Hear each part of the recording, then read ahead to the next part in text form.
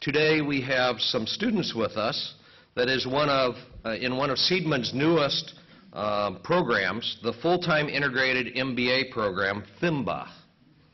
This core program focuses on young business talent who are able to earn an MBA degree in just 14 months while gaining practical experience through paid fellowships.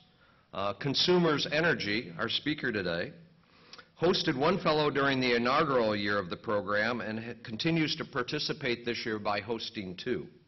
And through that partnership between Consumers Energy and Seidman, it has grown through this connection, and we are thrilled with this partnership. Would the FIMBA students please stand and be recognized?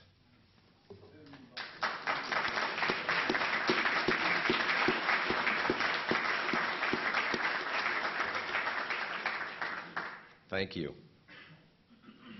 So, what sort of job would you look for if you wanted to try to keep 1.8 million electric customers happy in good weather and in bad? And what would you look for if that wasn't enough, you wanted to keep 1.7 million natural gas customers happy? And then on top of that, just add approximately 7,700 employees that we all want to have happy. So there's only one job in Michigan that I could think of that fit that bill, and that's today's speaker, John G. Russell. John is President and Chief Executive Officer of CMS Energy and its principal subsidiary, Consumers Energy.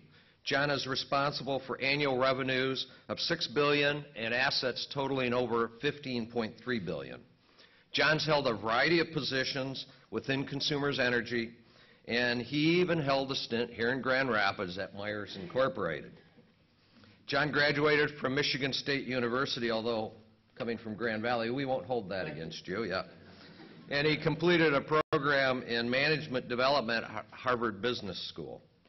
We at Seidman especially want to thank CMS Energy for their support of our SAP program, and want to thank them for the many Seidman grads that you have employed.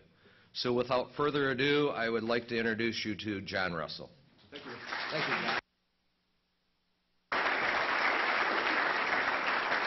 Thank you.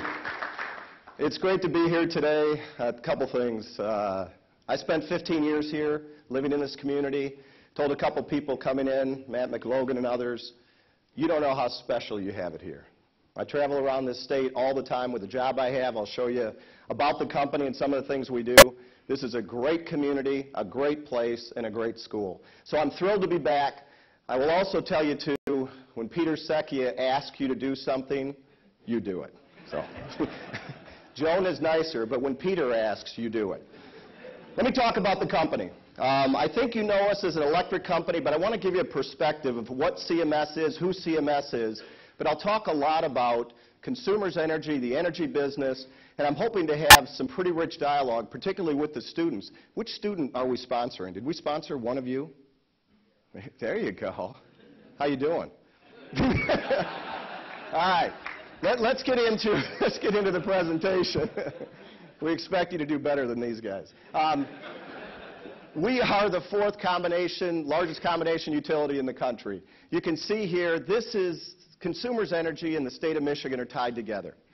We're the second largest investor in the state of Michigan. We're the seventh largest private employer in the state of Michigan. We're one of the largest taxpayers in the state of Michigan. And we spend $2 billion each and every year on Michigan goods and services. So it's pretty critical to us that Michigan does well. And also, I think from the standpoint, as we talked about in the introduction, if we don't do well, Michigan doesn't do well. Because most people rely on electricity to do their job and enjoy their life. Here's our territory. It's the lower state of Michigan. The yellow, which you can see here, just the bright yellow, is our electric territory. In the middle of the state, it's shaded a little greener, and that's where we serve customers, both electric customers and natural gas customers. And then on the far east side, you see the blue, that's where we serve just natural gas customers. Excuse me.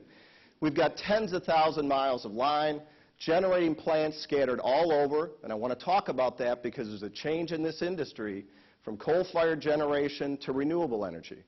And I want to talk about that, some of the myths and some of the reality that's associated with that. So there's a lot out there to do. Why do we do it? We do it for you. We do it for our customers. It's amazing. I've been in this business over 30 years, 34 years. It's amazing how concerned customers get that moment the electricity goes off. They want it now.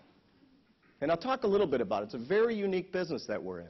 Electricity, I mean, I love the business.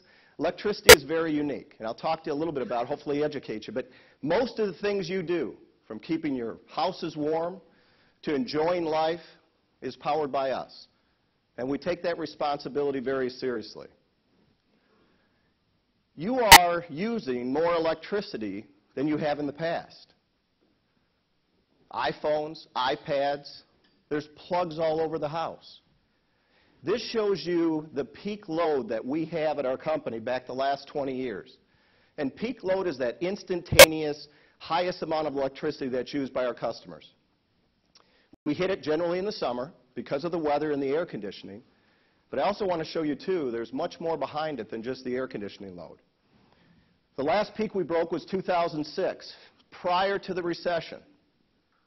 2011, we broke a record, and 2012, we broke another record. We're just coming out of the recession now, and we're in Michigan, a Michigan-based company, hitting records that date back 125 years. So people are using more electricity for various reasons, and I'll show you that. It was a hot summer, all right? I can't take credit for this. But this goes back to 1970, and these are 90-degree days or warmer. And in our business, we follow the weather very carefully. And just for a side note, we've got 5 meteorologists on staff, and generally the Farmer's Almanac does as well as they do. And it's $12 on sale at Meijer. So just so you know. But at the end of the day, it's just the average temperature, average 90-degree days in Michigan are 10. We had 32 this summer. And the last hottest that is on record, at least that we have, is in 1998. When things were rolling, we had 37 days. Now, we make a lot of investments in Michigan to ensure that the power's there. And I am pleased to tell you that this last record that we have of 32 days, the reliability of the system as far as interruptions, customers interrupted, improved by 63% compared to the last record that we had a couple of years ago. So the investments we're making are keeping the lights on. This is when the system is taxed the most. So weather had a lot to do with the peak record. But now I want to shift to sales and just give you a concept of sales. When you look at GDP for the state, electric sales usually has a very high correlation to electric sales. So if Michigan grows by 2%, electric sales should grow by about 2%. Very consistent, very common through years. We were running about 2% prior to the recession. The recession dropped us 6%. So 3 years' worth of lost sales during that time. Coming out of the recession, and we can argue whether we're out of it or not, I think you'll find interesting what we're seeing here in our service territory. Now, you saw the map, but Consumers Energy serves almost all of Michigan except Detroit. Okay? So a fundamental difference than our counterpart on the east side, which is DTE, which serves the Detroit area. We came out of the recession. We're up through 12. We forecast 2%, but total the 3 years about 5%. So we're back to about pre-recession levels. Now, you may have seen some of our ads out there where we're trying to help people conserve energy. And I think it's the most important thing that we can do. The cheapest form of energy is conservation, far and away. And I'm not talking about Jimmy Carter type conservation, where you just put on for you younger people, 5 sweaters and just, live through it. That's not what we're talking about. Peter got that one, but the rest of you, the end of the day, what we're talking about here is compact fluorescent light bulbs, better insulation, better efficiency in the equipment that we use. So you still have the same comfort and convenience. If you weather adjusted this and looked at it from a normal basis here and added back the efficiency that we know is occurring, we'd be up 8%. So we're actually ahead of where we were before the recession What's driving it? The green is industrial sales. The purple is commercial, and the light blue is residential. Think about an average GDP of about 2% and electric sales at 2%. In 2010, off a very low base in 9, okay, this is compared to 9, industrial sales are up almost 10% in our service territory. Huge recovery. Then again, on top of this comparable, in 2011, and again, so far this year, it's 7.5%. Industrial customers in this territory, in this state, are bringing us out. Commercial or not, a little bit of an increase in commercial. And residential, I'm pleased to see a little bit of a bump there.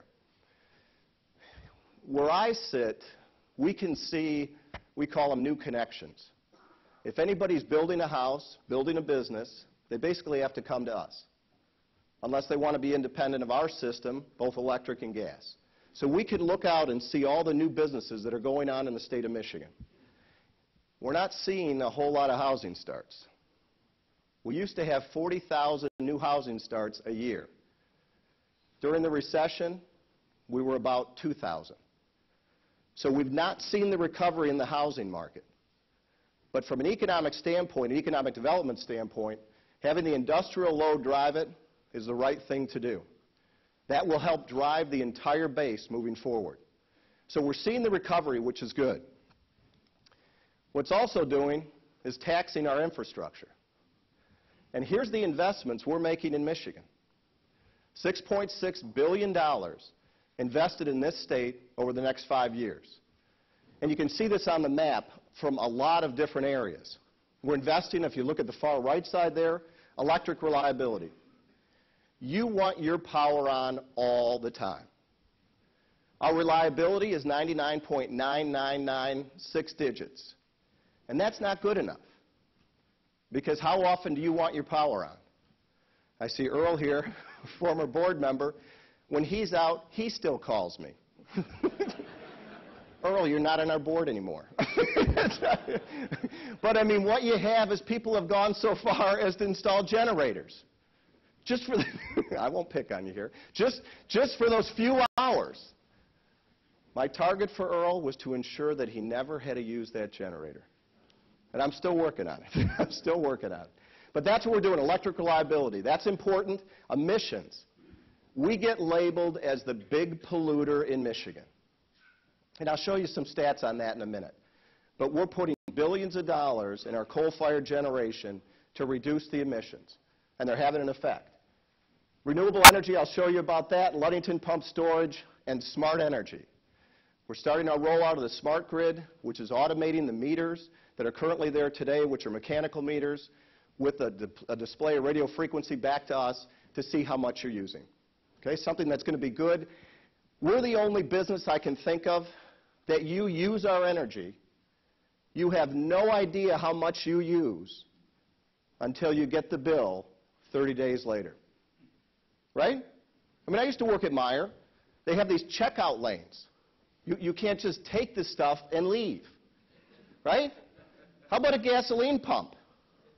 Is it right there in your face the entire time how much you're using?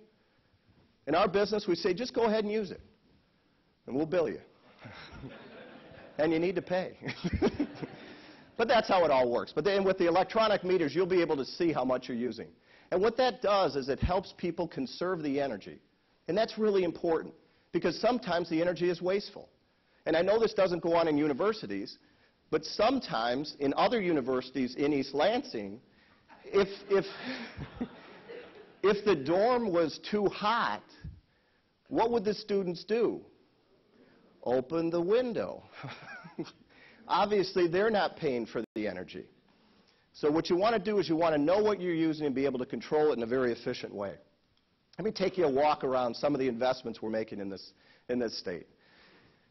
This is a picture of the Ludington Pump Storage Facility. It's the 4th largest pump storage facility in the world. It's an engineering marvel.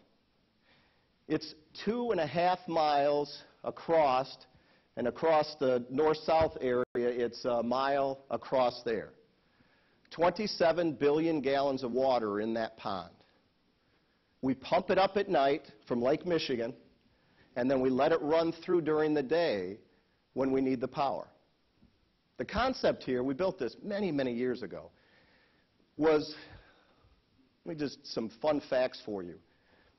Electricity is the most volatile commodity in the world, by far.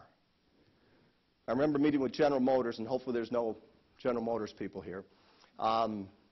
They were talking to me, and maybe it was lecturing me a little bit, on just-in-time delivery. I said, really? Oh, yeah, you guys don't understand. You know, I said, well, you know, it's odd, because when I came in, I saw a bunch of cars in a dealership lot. And then I saw cars on a carrier. And then I saw cars in your back lot, and then I saw cars on a train. Well, what's your point? I said, we make electricity. It moves at the speed of light, and you can't store it. I said, go hit the switch.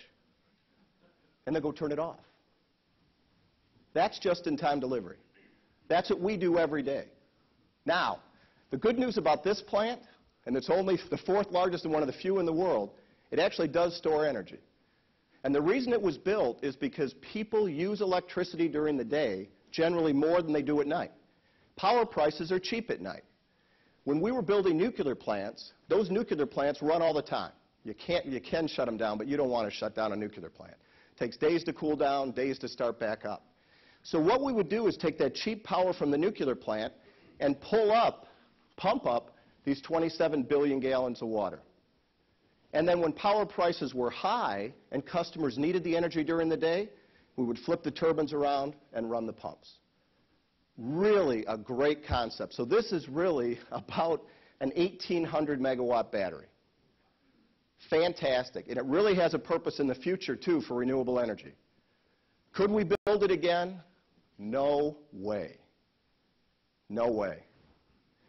See this line over here? Kind of goes to the floor and comes around. We have issues with fish. They like to go to the pond. We don't like them to go to the pond. So what we do is we fence them off and keep them out of here. It's very difficult to find a site that doesn't have an environmental impact like this, because you need great geography with a very steep slope from this plant down to the water to make it happen. Now, China is building these like crazy because they want to be able to store the power and use it later. It's a great concept, but it's going to be difficult to do in the future. But it does have an advantage, and this happens to be in Ludington. We are moving forward with renewable energy. And renewable energy in Michigan is basically wind power. You hear a little bit about solar, but, you know, if you've lived in Michigan, it's not sunny every day. This is a map and shows you the purple dots are all of the contracts we have with other renewable energy suppliers. And most of these are biomass, so landfills, farms, things like that. We are the largest renewable energy supplier in the state, and we're moving towards a 10% target of all of our energy by getting 10% of our energy from renewable sources. Lake Winds Energy Park, I'm going to show you. This is one I'm going to open up on Friday, up in Ludington. Big investment, our first energy park, all renewable energy, and we're really excited about this one. The triangles you'll see are other wind parks that you may see as you travel up north, owned by other people that we contract with to buy the energy from them. Okay, so as we get to the 10%, we're going to own some of it, and we're going to contract to other Michigan companies to build it too. Here is a turbine. Now, let me just spend a minute talking about a turbine. This is in Lake Winds Energy Park. This is one turbine. The turbine is from tip of the blade down to the base about 500 feet tall. All right? Each of the blades is about 150 feet long. And the one comment I hear from people all the time, I saw one on a truck. If you've traveled up north, you'll see these on the trucks. And in fact, Burgett's bringing them in through Muskegon. We're seeing them in Muskegon now at some of our ports. And even our coal-fired plant is bringing in, as a port, blades for these turbines. Very large, very intricate mechanism. This unit weighs 382 tons. And this is 500 feet in the air. It seems simple, but it's not a pinwheel. It's not what you did when you were a kid and just blow on the pinwheel. Let me give you the scale here. Here's one of our pickup trucks, right down there at the bottom. Up here in the nacelle, which is the turbine area, here's one of our employees at the top. Up here, how big, to give you a scope of how big that is. Massive. Some of the largest cranes in the world are on this site, making sure that we can site all these. This is a look for the wind turbines themselves. And you can see there's six of them there. Each wind turbine needs about 10 acres of space. And they generate about a megawatt. In these cases, they're a little bit more sophisticated, about a megawatt and a half. That Ludington Pump Storage Facility, 1,800 megawatts. Now, you can look way in the distance. See where it's blue way up there? That's the Ludington Pump Storage Facility. When will wind, I want to ask the question, there's too many people here. When wind generally blows the most at night, not during the day. So this will act a little bit like the nuclear power plants. Because think of the hottest day, and if you're from Michigan, the hottest month, August, the hottest time of day, probably 4 o'clock in the afternoon, and think about what it's like outside at that time. Hot, humid, and no wind. And what do our customers want then? A little bit of air conditioning. These don't move. These will stay here. But at night, they will turn. Or what generally happens if you're from Michigan, at 4 o'clock, 5 o'clock, a storm runs in, knocks that out, and these will run like crazy. So, I mean, you'll get the power sometime, but it'll take a while. So this is what we call an intermittent source.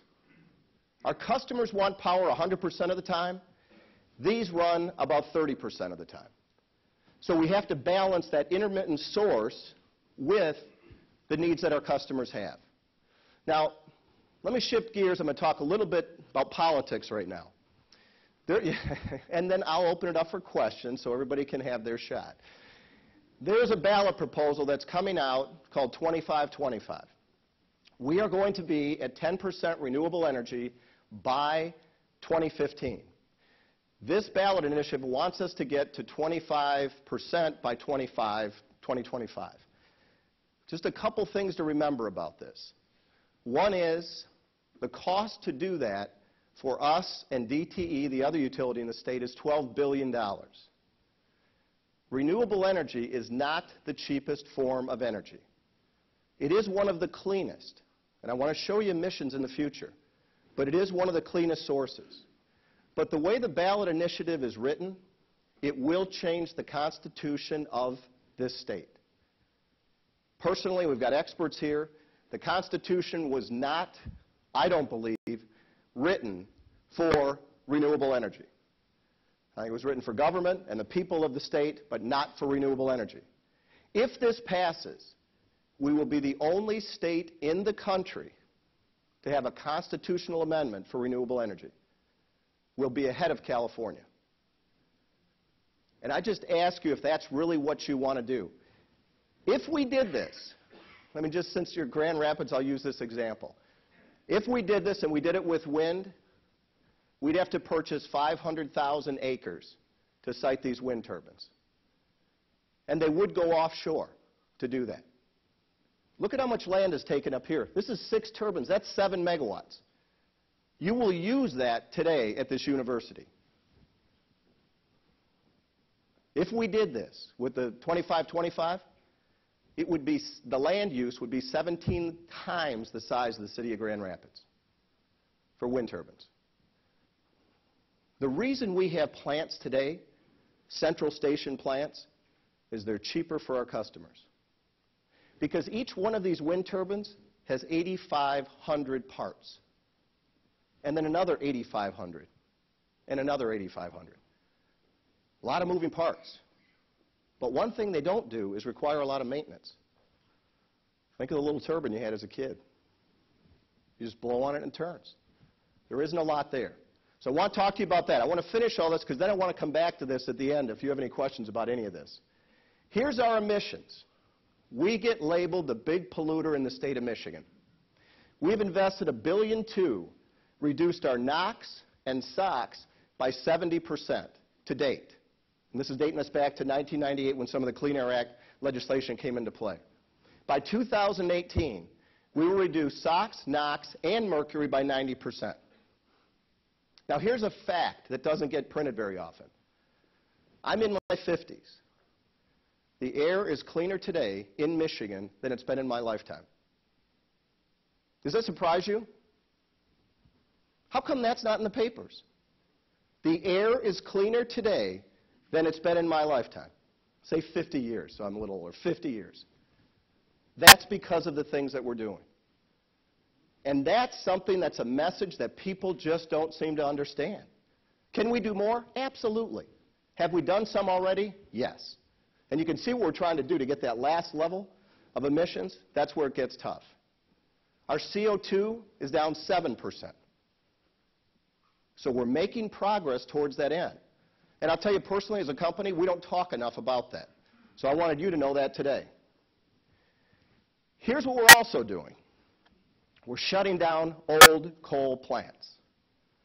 We have 7 old coal-fired plants that cannot meet the emission standards in a cost-effective manner, so we're eliminating those. That will also help us get to the targets that we have. This is a simple chart that shows the capacity we have today. These are the smaller units we're going to shut down. These are the units that we have going on today. We've got 5 big coal-fired units.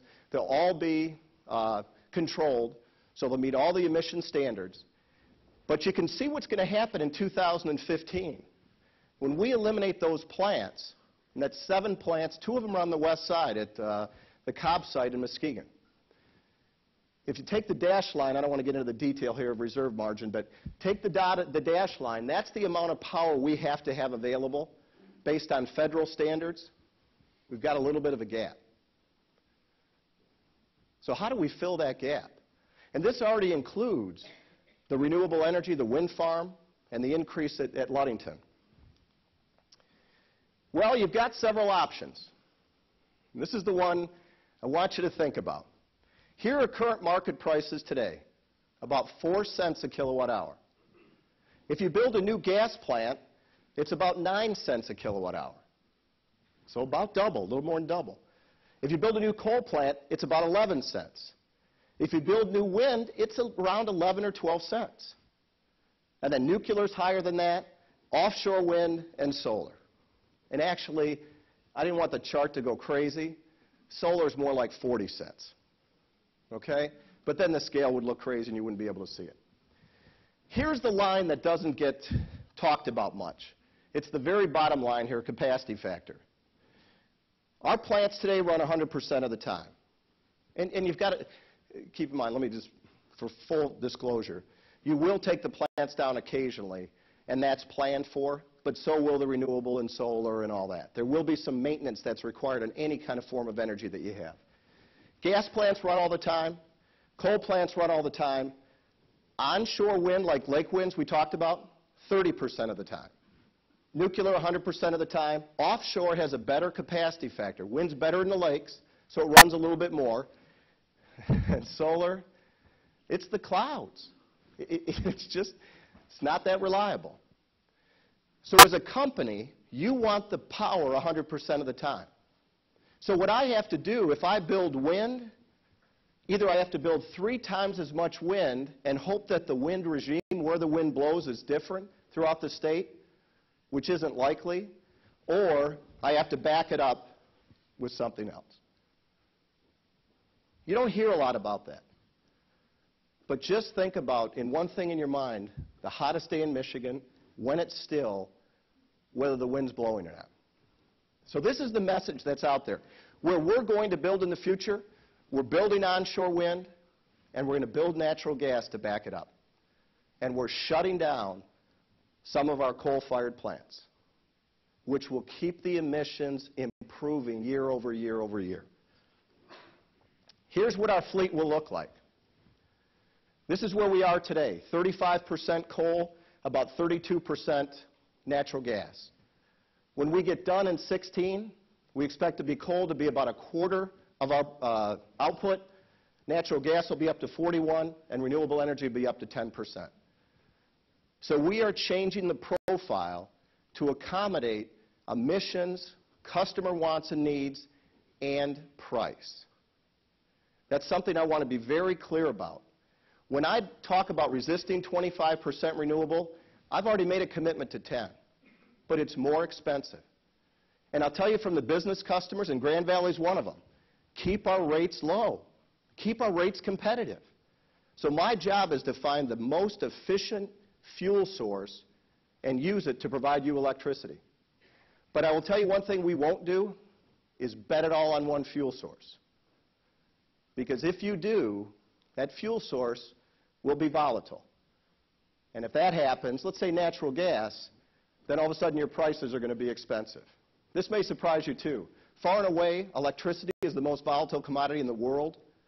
Number two, most people think is petroleum. It's natural gas. And natural gas will drive 41% of our capacity for the most volatile commodity in the world. So it's always moving. I want to open it up for questions just a couple minutes. What we do here is to provide value to you. This is what the average customers spend per day on natural gas and electricity. So if you're a natural gas customer, you spend $2.70 a day for natural gas.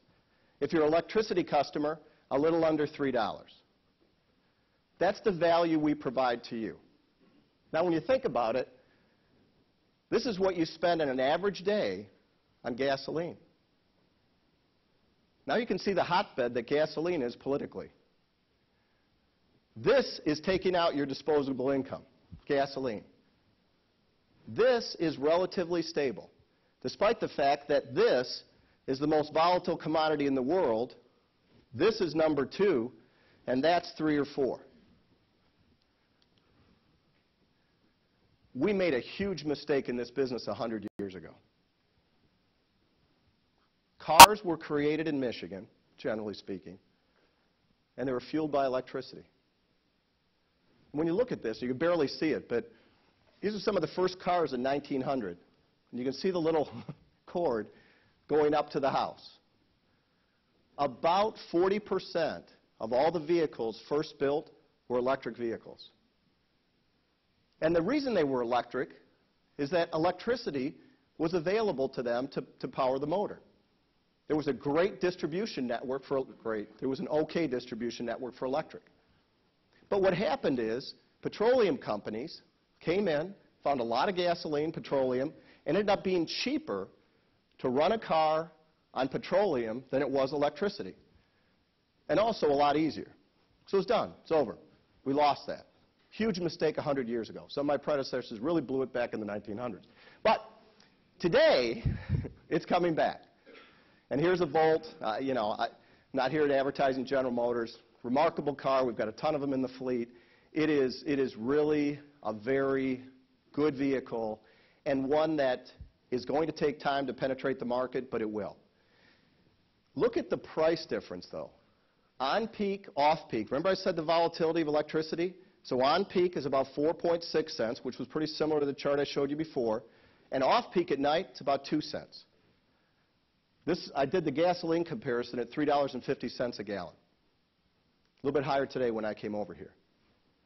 So when you think about moving a vehicle, I think you'd charge at night, right? I mean, generally you work during the day, you charge at night. 2 cents a mile compared to 17 cents at $3.50 gas. Not bad. Not bad. I think that's kind of the future. I think you're going to see more of that. But it takes the right, although I have to tell you, we've got, in fact, Dean, on your board, Dan Malone, one of the guys that works for us, he's had a Volt now for, I think, 80 or 90,000 miles. He works in Jackson, Michigan, and lives in Holland. He's a nut, but that's what he does. And that's why he has all the miles on the vehicle. No problems. And this guy's on the road all the time. So that may be the future. And then you really need the electricity, both for transportation, comfort, and convenience. Now, I'll leave you on the last one here. This one I loved. A story, and I think it's the students compared to maybe some of us that are older. I was giving a presentation like this at Michigan State, and I asked the students, and these were seniors at State, whether they would prefer a cell phone or a car, just a show of hands. I'm not going to ask you guys, but you know what's amazing? About 70% of the students would rather have a phone than a car. And I think about my age, I mean, car was the freedom. Get out of the house, see your friends, and so forth. Today, everything comes to you via the phone. So things are changing.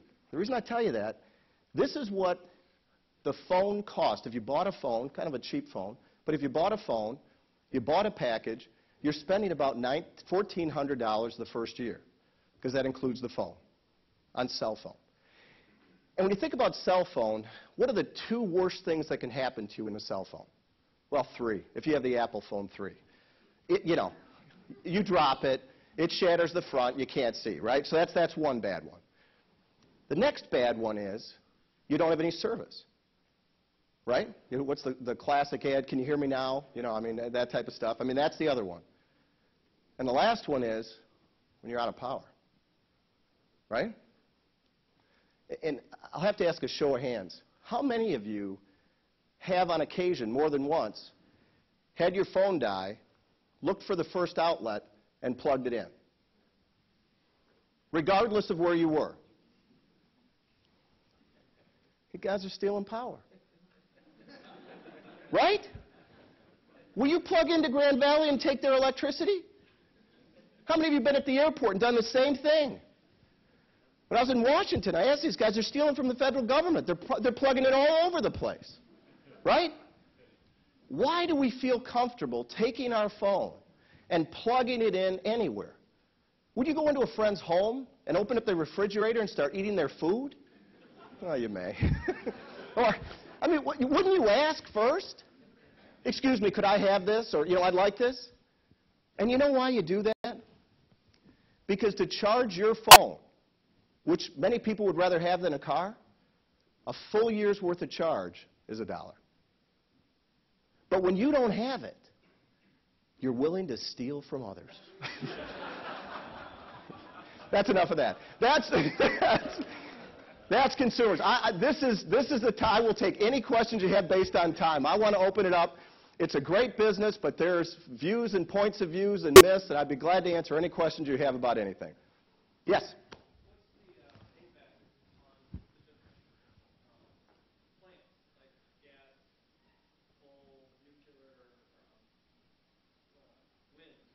Payback as far as return? Each of these returns are heavy capital intensive, 30 or 40 years. It's just another side note, all these facts I'm bringing to you. The most capital intensive industry in the world are railroads. Number 2 are utilities. So we make investments, we make them for 30 or 40 years. And the reason, the chart I showed you on cost, the reason the current market is about 4 cents is because many of these plants that we're running are 50 and 60 years old. So that's what really allows us. They're fully depreciated. It's simply just the fuel that goes in, so it keeps it down. So we've got to refresh the infrastructure, whether it's supply or the wires or whatever the case may be. But think of these things as very long term, so much more than the horizon you generally deal with in business. Yes? I'm curious about the impact of 9/11. First of all, how much cost is built in now to securing the plants, and how much more do we pay? Wow. I don't know the exact on pay. There has been an awful lot of work done, particularly in our gas system, the nuclear plants. And by the way, nuclear, Palisades, which is here on the west side, we built, ran for years. Now we turned it over, sold it to Entergy, and are buying the output from it. They are as secure, and again, I can't talk about it. They're pretty secure. That's all I can tell you. So yeah. They are very secure as part of 9/11. The issue I'm most worried about now from a security standpoint, because most of our assets are exposed. You think about this, 62,000 miles of line, 26,000 miles of gas. We're all over the place, substations everywhere. The thing that concerns me is cybersecurity. That's the part I'm more concerned about now, and part of it is we isolate our plants. We call it the 5-sided wall. That when you're in the control room in our plants, It's a secure area. There's no internet access, secure to get in. So to control any of our plants, you have that. Even our hydros, which are generally one-person plants. So we've locked that down. My concern is, though, who's out there and what are they trying to do to get into our system? And that's the part that makes me most nervous. We had a briefing last week with some of the military folks with the utility industry. And we're kind of at this odd thing, which Mike Rogers from Michigan tried to prevent this. The government knows certain things that we ought to know about. Terrorist threats, terrorist attacks, and so forth. But if I know about it and I don't do something in response to it and something happens, then I'm held liable. But there's a lot of threats out there. So you really don't know which one to go after, which one not to go after. What I think would be best for this country is for us to be aware of some of those threats, particularly the infrastructure that we have. If you think about lights being out for several days in the city of Grand Rapids, would that cause issues? Not just inconvenience. How about Wall Street? So you really need information to secure that. And as we get more technology, that's going to be the issue that we have. So I'm worried about that. Other than that, and the cost really, the nuclear plants, you know, on the scope of what we spend, it's relatively small. But it did wake us up, I'll tell you that. Yes? You mentioned the grid. Yes. Structure that's exposed, and it's aged. Yes. And the maintenance obviously is huge. But if you could just give us some insights in terms of where you're at in terms of trying to, and the grid we think of, I guess, at least I think of, is the United States. Yes. Or North America. North America is better, yep. And we're really interconnected. Yes. And it seems like comments in the media give you an indication that it's old and needs to be updated, and there's weaknesses. Yep. Yep. And its reliability. Yeah. You give us an idea? Sure. Let me give you the history. And I'll speak of transmission, because that's most of what you're talking about in the grid. The reason transmission was built was that each entity, state or utility, had enough supply to serve their customers. But like any mechanical device, occasionally a plant would go down and we would be short of power. And it happens instantaneously. So we would connect to somebody else and use that as a backstop to our own generation. All right, that's how generation was built across the country. So Michigan, we had a power pool in Michigan. DTE and us would work together. Then we'd call them lean on somebody else if we needed on a very hot day. Then for efficiency, we expanded that into these big independent system operators. And we go through Canada, part of Canada, and through the Midwest, we've got ours. It's called MISO. So that's what we lean on for that. The issue with electricity, though, it doesn't travel well. Well, we'll just move the power from here to there. It doesn't work. Physically, an electron will go to a ground as fast as it possibly can. So whatever power is being generated right here will be used right there, despite the fact that you may have a financial commitment to somebody in another state. So transmission was never really built to move long distances, electricity long distances. You lose 7 to 14% of the power when you move it over multiple states, which is a lot of loss when you get to that point. But it is much more efficient in, let's say, a multi-state area to have the generation and the transmission integrated. Do we need to do more in the infrastructure? Absolutely. I mean, distribution we do, pipelines we do, supply we do. And from our standpoint, that's why we're investing so much money. We need to improve. You've seen the poles. You've seen some of the cutouts we have, the equipment. Those can fail. And they're exposed to the weather in Michigan, which, one thing people don't, you realize this, but you don't think about it much. The extremes in Michigan are about as extreme as you're going to get. Freezing cold weather in a 30-degree below day to we hit 200-degree days this summer. That really does tax the equipment that we have, plus the wind and storms and everything else that we have. So we do need to make an infrastructure investment. I'm willing to do that. The infrastructure bet that I'm a little worried about is the supply side, because it's all in one spot. And transmission does need to be improved. I agree, so they can move power back and forth. But if you depend on that, and here's the other issue too, our ads out there, our promise, Michigan, there's water all around this state. We are a peninsula. And the input coming in from other states, there's only a couple. There's a little bell wire coming across the top of the state, and there's some pretty good access both through the southern part of the state. All the rest, you can't get to this state because it's surrounded by water. So that's really the decisions we kind of struggle with all the time. Others, yes, yes. Talk about some of the struggles that you're having, the challenges. Yeah. If I'm not mistaken, there's some legislation right now in Michigan that's proposing to open up more customers. Oh, yeah, retail, yeah. Find different sources of electricity. Yep. I guess the first thing is that going to affect your profits? And the second one is, how do you do that? Yeah, there's a proposal today. Mike Shirkey introduced a proposal to go to retail open. We have retail open access today. 10% of our customers can take choice from whoever supplier they want. 100% of our gas customers can take choice from whoever they want. Our prices today in the electric business are higher than the market. Right now they are, because with the recession and without the recovery I showed you, others aren't experiencing, so there's a glut of power on the market. Of the past 10 years, we've been under market 7 years. We'll probably be over market the next 2 or 3, then we'll be below market again. The concern I have about retail open access is we've tried it in Michigan back in 2000, and it failed. Because think about arbitrage. You have a commodity that you generate, it moves, it moves at the speed of light, and you can't store it. Nobody wants to pay 0 at night and 20 cents during the day. Nobody wants to do that.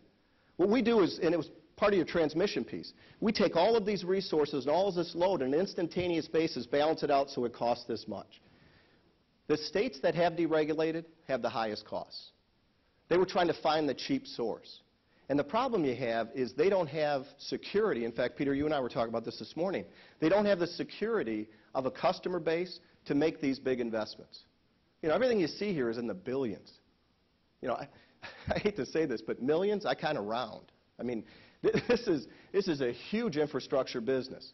And so what you want to do is you want to have the security, and that's what happened back in 2000, 2003, and 2004. We were shutting off customers because we didn't have the supply, and the third parties, who everybody said would build in Michigan, didn't build either. So we had high power prices, unreliable service, and instability. So that was all wiped out with the energy law, and it actually was wiped out prior to the energy law in 2008. So obviously I'm not a proponent of it. We have it on the gas side of the business. We always have. You get calls, you get the flyers and so forth. Just read them carefully. Just read them carefully. Yes? I'm curious as to what happens to the coal plants after you shut them down. What's the cleanup process, or what happens to those facilities, and with the number that will be out of use in the next coming year? Great question. The 7 units I showed you there in that green bar, illustrated by the green bar, will all be shut down sometime in 2015. We're calling it publicly mothballing, but it's just a way to get us to that end. So they'll be shut down. We will convert those to greenfield sites. In fact, Burgett's working on the ones working with the community in the Muskegon area. Great port. We just built a new dock to handle these huge freighters for coal.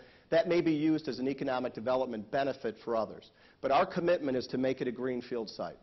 So it will be ready for industrial use, whatever we need. The other 5 plants are on existing sites that we have other generation on, so we'll simply remove the building and flatten at that point. And if you ever question the integrity of us doing this, one of the first nuclear plants ever built in the country is Big Rock Point, and we did that, greenfield site. It's beautiful today. I mean, the only thing is we're trying to sell it for development, maybe condos, but since the government has not taken a stand on spent nuclear fuel, we have this big concrete pad surrounded by barbed wire with these huge concrete casks which have spent nuclear fuel on the shores of Lake Michigan. Probably not the best thing. And by the way, we've spent $10 to $20 billion getting ready for Yucca Mountain, but we're not there. So another political statement. If you have the fuel and you're all spending money for Yucca Mountain, we've just decided not to use it. So it's just sitting on the shores of Lake Michigan, as all the fuel is throughout the country. But go look at that site. It's beautiful. And if we just move that nuclear fuel out, Peter would buy a house there. It's beautiful. Yes, Bert.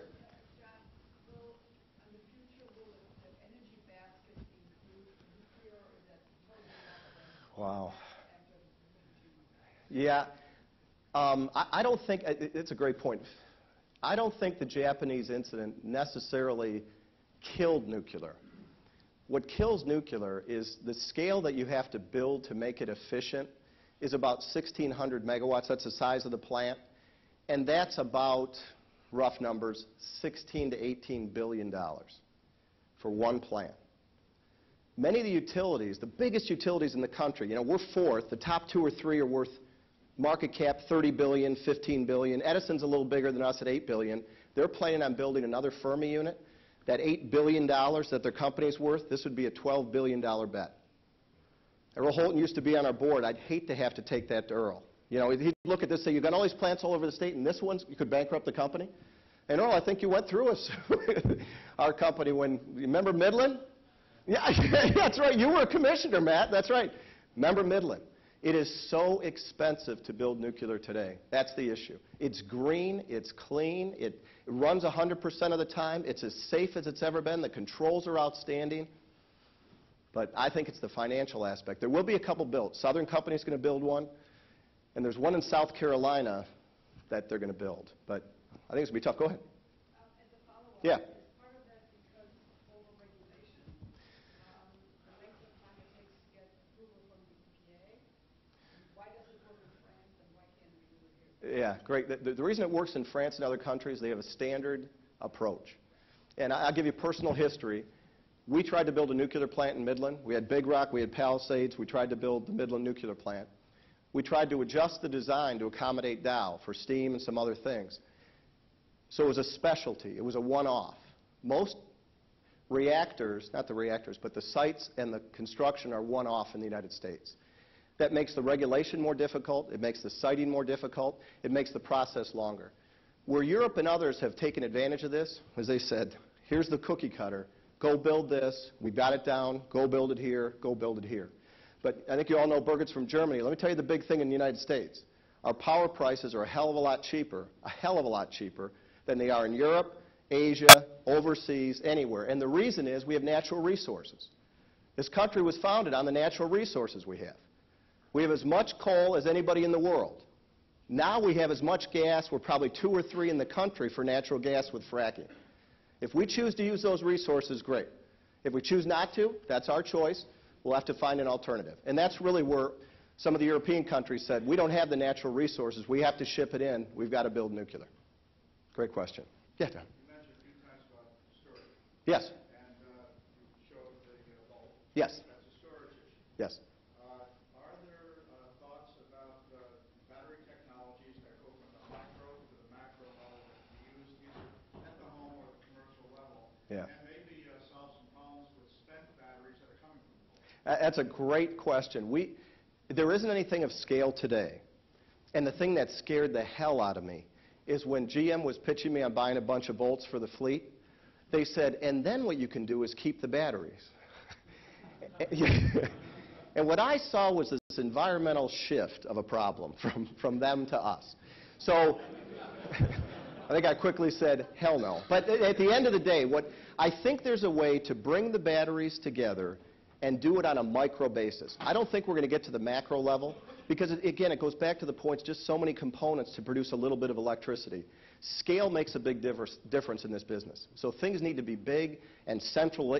Central, I think, is a cheaper way to do it because we've got the lines. So I don't think you're going to see it in the near term, but it may happen. And I think with the Volt, that's the issue.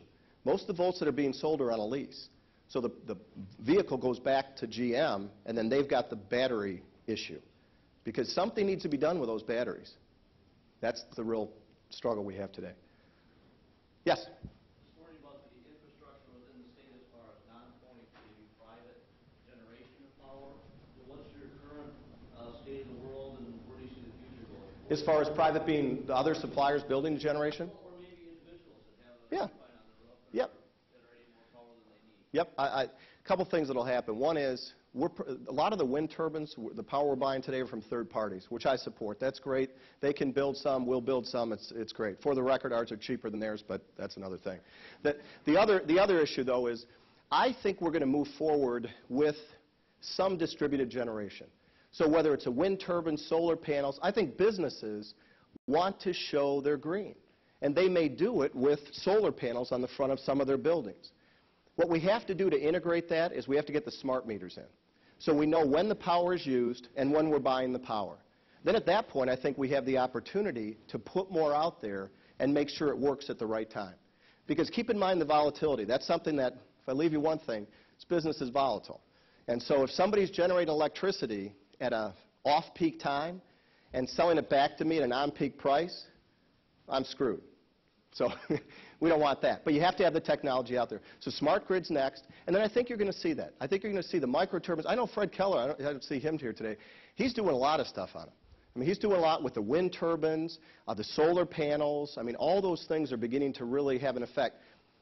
Probably I'll be negative here, probably the thing that's affected that greatly, though, is the cheap natural gas prices. Now, have you heard about Bloombox? Bloombox is another one that's a distributed generator out there. And we were thinking about getting involved with them. But, again, a gas-fired generator at your house, well, Earl, you can talk about this one, is not as efficient as if we generate it with a 1,000-megawatt unit, you know. And plus, it makes a little noise in your backyard. So, part of what we need. Yes? I've been hearing a lot about the potential for a EMP attack in the United States. How would that affect you guys? You know, I've heard about it. We've looked at it. And I can't tell you the technical basis behind it. I don't think there's anything there. We've not seen anything. I mean, and we've been around 100 years, and those, the magnetic fields have been there the same way. So I don't see that. I looked at it about a year ago, and there just wasn't much there. Good question. But that, you know, I don't know. That's a scare. We've got to prepare for it, I guess, is the key if something happens. Other questions? Yes. You're building these 500-foot tall. Yep.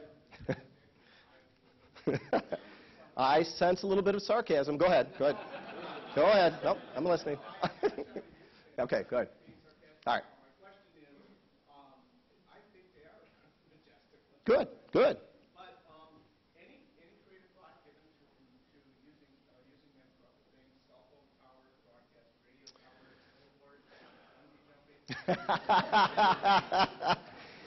You know, let me tell you what, and I'm going to give this hopefully won't be the last question. There's a county called Mason County. I'm going to dump on Mason County. For those of you that are from there, I'm sorry. We're investing $1 billion in Mason County. I would expect they'd be kind of happy. We have gotten more grief from that community on the wind farms than you would possibly imagine.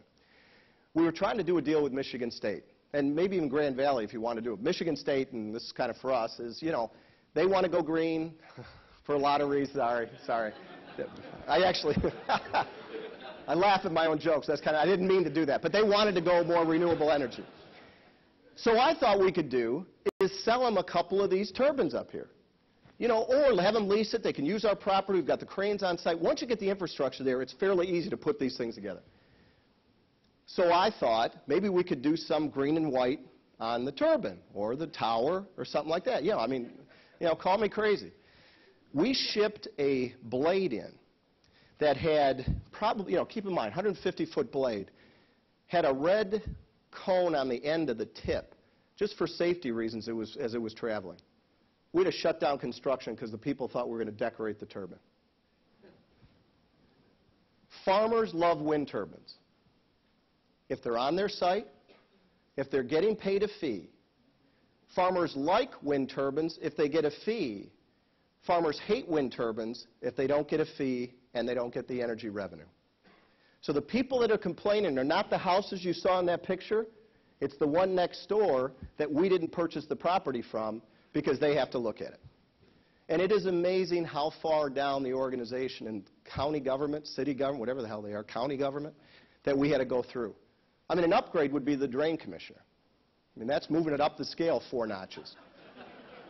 And we're investing $1 billion in the community. So that was really a lesson for me. Yes? So my observation, Last one, Dean. This is it. Come on. my observation is that we in Michigan want these leaders. Yes. So your metric of 10% renewable energy, Yes. what is, if there was a percentage, would make us be the leaders? Because there's nothing wrong with that. No, great point. I think the leaders would be around 20%, and that would be a leader. And you should include, now here's something that I've always had a trouble with, that Ludington Pump Storage Facility. Have I convinced you it's a gold mine? That doesn't count. That does not count.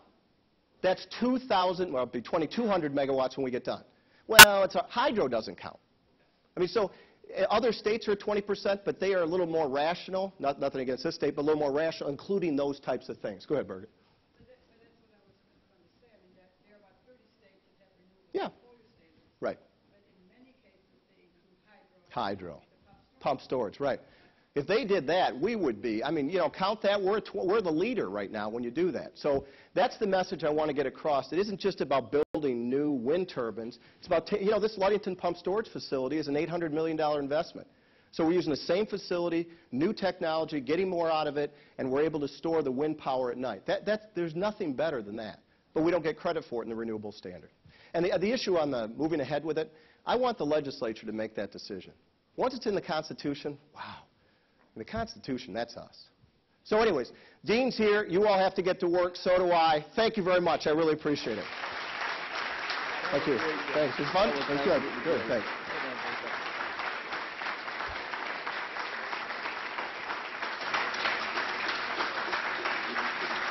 Thanks. Thanks.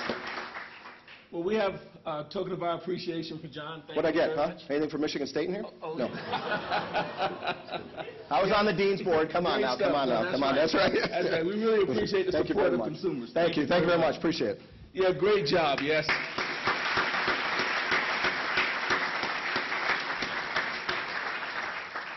And it seems that we could probably go on for another hour with this. But we know you need to get back to work, and we know you need to get to classes. So we're going to move on. And I'd like to just ask you to mark your calendars. October 18th, we'll have Gregory Horowitz. Gregory is the president and CEO, and I can't read this now. Global Connect, yes.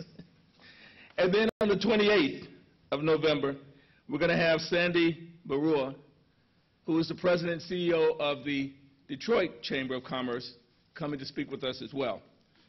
We'd like to thank, as usual, Peter and Joan for making this possible. Thank you.